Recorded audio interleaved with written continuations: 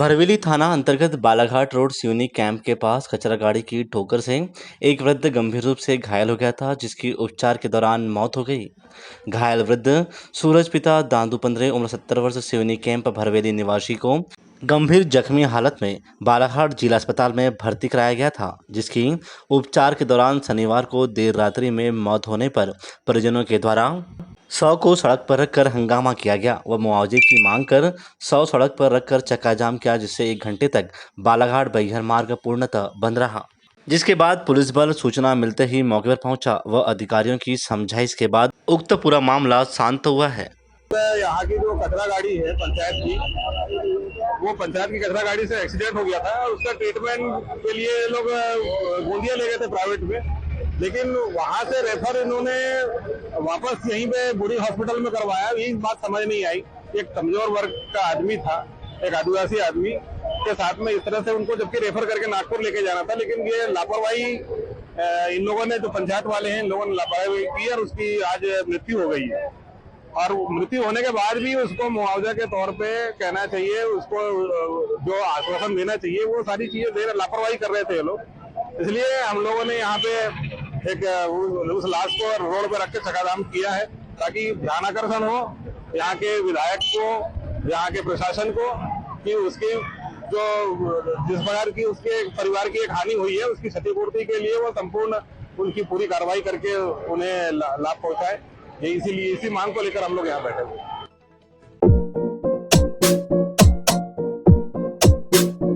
ग्रामीण थाना क्षेत्र अंतर्गत आने वाले ग्राम मगदर्रा में एक अज्ञात शव के मिलने से क्षेत्र में सनसनी फैल गई है। वह शव की सूचना मिलते ही वहां लोगों की भीड़ जमा हो गई। ग्रामीणों की सूचना पर तत्काल ग्रामीण पुलिस मौका स्थल पहुंची व जांच शुरू कर दी है। मृतक कौन है और कहां का रहने वाला है, फिलहाल इस बात की पुष्टि नहीं हो पाई है। हालांकि प्रथम दृष्टया मामला हत्या का प्रतीत हो रहा है। मृतक ग्राम पोंडी का निवासी बताया जा रहा है, लेकिन इसकी पुष्टि नहीं हो पाई है। तो वहीं प्राप्त जानकारी की माने तो उक्त शव को 2 से 3 दिन पुराना बताया जा रहा है। कि यहाँ पे लावारी लाश पड़ी है, इसलिए सब गांव के और आजू बाजू के लोग उन्हीं को देखने आ रहे हैं। अब ये नहीं पहचान नहीं हो पा रही कि यहाँ लाश किसकी है। वो बहुत शंका की बात है कि अब ये कहाँ की लाश है, कब की है, ये पता नहीं चल पा रहा है। आशंका ये जताई जा रही है कि यहाँ ये घटना यहाँ की नहीं है, यहाँ तो कहीं और की घटना यहाँ पे लाके ऐसा लाश को फेंक दिया गया है, ऐसा लग रहा है। कुछ दिनों से अब ऐसी सुनने भी आ रहा है कि यहाँ कुछ यानी ऐसा धन के चक्कर में खोदा खादी भी हुई है। अब ये लोगों से सुनने आ रहा है, अभी पुलिस को खबर कर दिया गया है। बालाघाट नगर में निकाली गई संविधान बचाओ महारैली, संविधान की रक्षा करने का लिया गया संकल्प। देश भर में आदिवासियों, मूल निवासियों पर हो रहे अत्याचार, शोषण व उत्पीड़न के खिलाफ अपनी आवाज़ बुलंद करने के उद्देश्य के साथ भीम आर्मी के तत्वाधान में बाबा साहब की जन्मस्थली मऊ से 19 सितंबर से संविधान बचाओ यात्रा की शुरुआत की गई है। यह यात्रा रविवार को जिला मुख्यालय पहुंची, जहां भीम आर्मी राष्ट्रीय एकता मिशन के बैनर तले यात्रा का नगर में स्वागत किया गया और नगर में संविधान यात्रा निकाली गई, जिसके साथ ही मंची कार्यक्रम में संविधान की रक्षा करने का संकल्प भी लिया गया। अंकुश चौहान, मैं भीम आर्मी से हूं और यहाँ भीम आर्मी भारत एकता मिशन के तत्वाधान में संविधान बचाओ महारैली का आयोजन किया गया नगर मुख्यालय बालाघाट में। और हम लोग पूरा नगर जो है पूरा भ्रमण करेंगे और जहाँ जहाँ महापुरुषों की प्रतिमाएं हैं वहाँ माल्यार्पण करने के बाद में जो हमारे प्रदेश महासचिव हैं उनका भी आगमन यहाँ पे होने जा रहा है। और संविधान बचाओ को लेकर जिस तरह से वर्तमान में सत्ताधारी सरकार जो सत्ता के नशे में चूर होकर संविधान से खिलवाड़ कर रही है और आदिवासी दलित पिछड़ों का हक और अधिकार को मारने का काम कर रही है, हम उनको उनके विरोध में और संविधान बचाने के संदर्भ में हम लोग जो है हमारी टीम को आज यहाँ पे बताएंगे और सामाजिक तौर से हम लोग ये जन जागृति का एक कार्यक्रम हम लोग कर रहे हैं।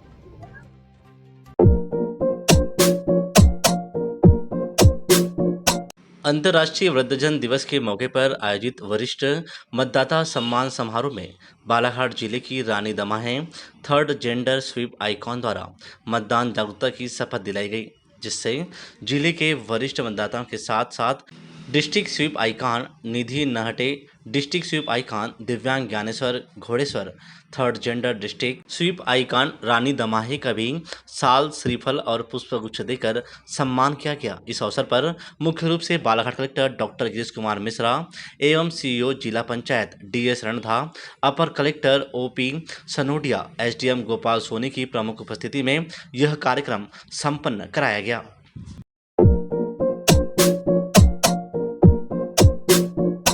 2 दिन पहले रूपजर थाना अंतर्गत सोनगुड्डा चौकी के कुद्दापार जंगल में हुई मुठभेड़ में जवानों ने 25 वर्षीय नक्सली कमलू को मार गिराया था। रविवार को कमलू का सौले ने उसके स्वजन बीजापुर छत्तीसगढ़ से बालाघाट पहुंचे।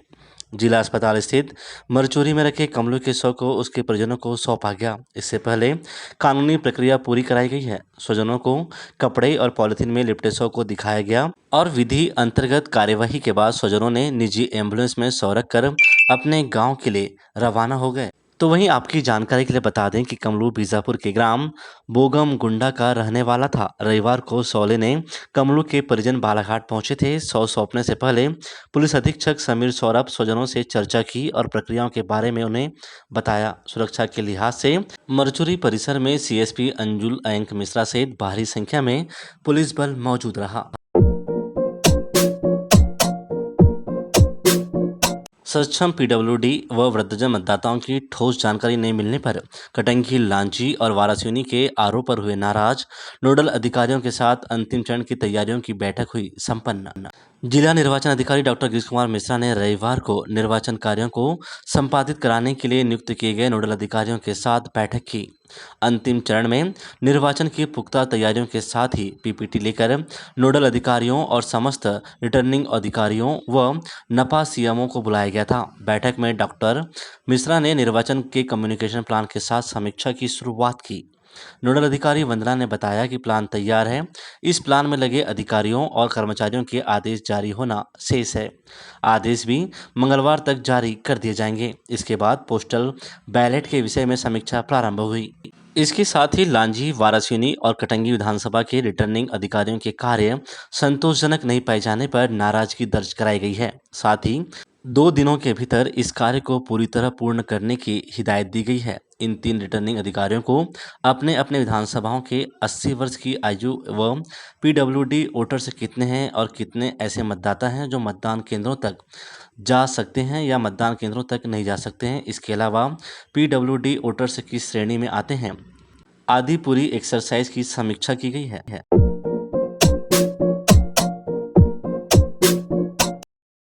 मिनिस्टर से लेकर कलेक्टर और सामाजिक संस्थाओं ने किया श्रमदान।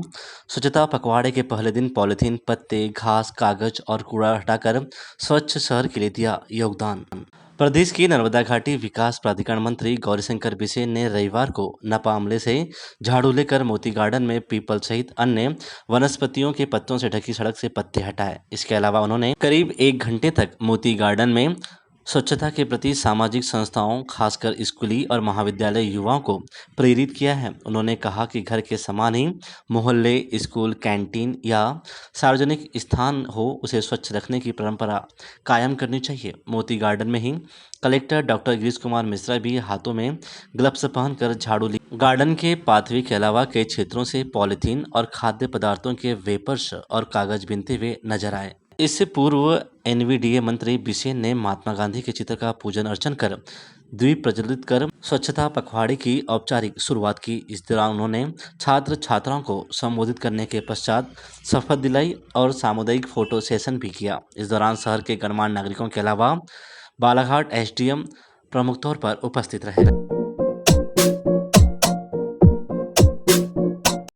मुख्यमंत्री शिवराज सिंह चौहान 2 अक्टूबर को बालाघाट के प्रस्तावित दौरा कार्यक्रम के संबंध में बालाघाट कलेक्टर डॉक्टर गिरीश कुमार मिश्रा ने तैयारियों के मद्देनजर देर शाम अधिकारियों के साथ गूगल मीट की। उन्होंने अधिकारियों से कहा कि पूर्व के दौरा भ्रमण कार्यक्रम में जिस तरह से अधिकारियों की ड्यूटी लगाई गई थी, उसी अनुसार जिम्मेदारियां संभालेंगे। उन्होंने विकास कार्यों के भूमि पूजन और लोकार्पण की भी समीक्षा की है। प्राथमिक रूप से विभागों से प्राप्त हुई जानकारी के अनुसार मुख्यमंत्री चौहान द्वारा 25.76 करोड़ के 11 विकास कार्यों का लोकार्पण किया जाएगा। साथ ही 116.99 करोड़ रुपए के भूमि पूजन भी करेंगे। विकास कार्यों के भूमि पूजन और लोकार्पण के कार्य बढ़ सकते हैं। इस संबंध में शुक्रवार को पुनः अधिकारियों के साथ बैठक कर तैयारियों को अंतिम रूप देंगे, जबकि सुबह कार्यक्रम स्थल का अवलोकन भी किया जाएगा।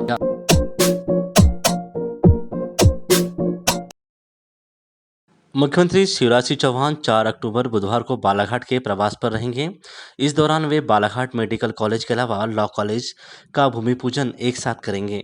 इसके अलावा भी कई विकास कार्यों का लोकार्पण और भूमि पूजन भी करने वाले हैं। एनवीडीए मंत्री गौरीशंकर बिसेन ने जानकारी में बताया कि सीएम चौहान का यह दौरा कार्यक्रम अपने आप में सबसे महत्वपूर्ण होगा। इस दौरे पर उनके द्वारा जो सौगातें दी जाएगी, उससे बालाघाट जिले सहित पड़ोसी जिलों का भी विकास निश्चित है। साथ ही विद्यार्थियों के लिए यह दौरा किसी सपने के समान होगा। बरसों से हो रही यह मांग का भूमि पूजन होते ही सभी अटकलों पर विराम लग जाएगा। ज्ञात हो कि जिला प्रशासन द्वारा 2 अक्टूबर के प्रस्तावित कार्यक्रम को लेकर तैयारियां की जा रही है। प्रारंभिक जानकारी के अनुसार मुख्यमंत्री चौहान द्वारा 25.76 करोड़ के 11 विकास कार्यों का लोकार्पण किया जाएगा। साथ ही 116.99 करोड़ रुपए के भूमि पूजन भी किए जाएंगे।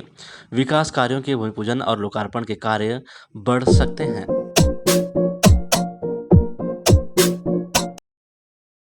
कान्हा टाइगर रिजर्व मंडला में आज से पर्यटन वर्ष 2023-24 प्रारंभ हो गया है। प्रतिवर्ष 1 अक्टूबर से टाइगर रिजर्व में सफारी की शुरुआत हो जाती है। रविवार को पहले दिन यहां सफारी करने वाले पर्यटकों को नर व मादा बाघ के साथ भालू को नज़दीक से निहारने का अवसर मिला। कान्हा टाइगर रिजर्व से प्राप्त जानकारी के अनुसार यहां के समस्त 4 कोन जोन व 3 बफर जोन में पर्यटन गतिविधियां आरंभ कर दी गई है। रविवार को प्रातः खटिया प्रवेश द्वार पर क्षेत्र संचालक व सहायक संचालक एवं अन्य कर्मचारियों के साथ गाइड संघ जिप्सी संघ द्वारा प्रवेश द्वार पर पूजन कर वाहनों को प्रवेश के लिए हरी झंडी दिखाई गई।